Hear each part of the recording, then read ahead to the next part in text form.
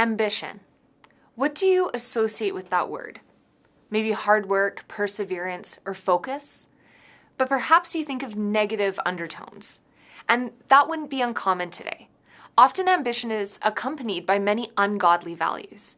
We may have seen someone step on others to get ahead in the name of ambition or success. We may have seen arrogance or narcissism defended in the name of ambition. Because of this, we as Christ followers must allow God's values to infuse our understanding of ambition. Ambition is good. In fact, it's very good. God created us with a desire to participate ambitiously in good work that benefits one another and the creation around us. When we do this the way God intended and for His purposes, it's incredibly fulfilling for us. Because we are servants of God, because of all He has done for us, we surrender our lives over to His purposes. As servants of God, we are called to be good stewards of what has been entrusted to us. God may entrust us with random ministry opportunities as we go about our days, certain people to care for, a skill set to develop, something we feel immense compassion for, a spiritual gifting. Whatever it is, we need it. And when I say we, I mean the big, broad we. God has placed those unique things in you to unwrap and discover throughout your life so that you might be a blessing to others. We all have different skills and interests. That is what this world needs. God wants to use us. Think about it as though God places a small part of Himself in each of us, hoping we'll learn about it, develop it in ourselves, and share that part of God's heart with others. Individually, we'll only have pieces, but collectively, we have the full picture of God within our Christian community. Whatever God has entrusted you with, that's what you are to be faithful in. Then the rest of us get to learn about that aspect of God. This is what we get to do as the people of God, and then share that with the world around us. Matthew 25:14-30 tells us a parable that we're actually living in right now.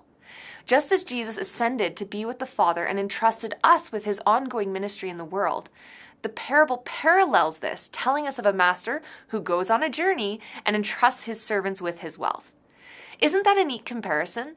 That the ministry of Jesus that we're entrusted with is paralleled with the wealth that these servants were entrusted with? Is that where we find our wealth in participating in God's ministry? Super interesting, hey? So, in the story, there are 3 servants, 2 who were ambitious and multiplied what was given to them.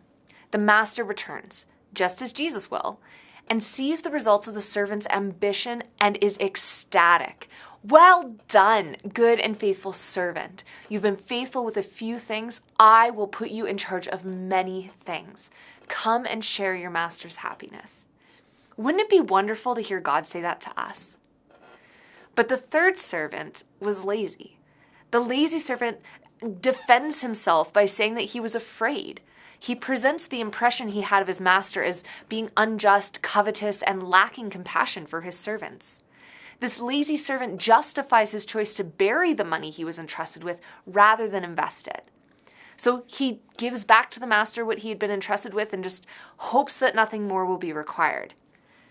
However, what we know from the encounter with the first 2 servants and from the fact that this parable is talking about Jesus, our master, we know these accusations are not true.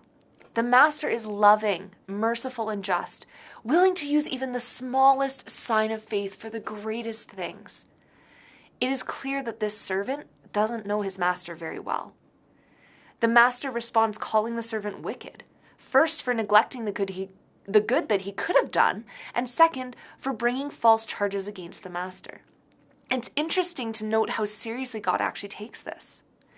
The servant neglected to put forth even the smallest effort. Letting it sit in a bank to gain interest would have been even more acceptable to the master than just burying it. But instead, the lazy servant did bury what he was given and went about his life until the master returned. Think back to verse 15 for a moment.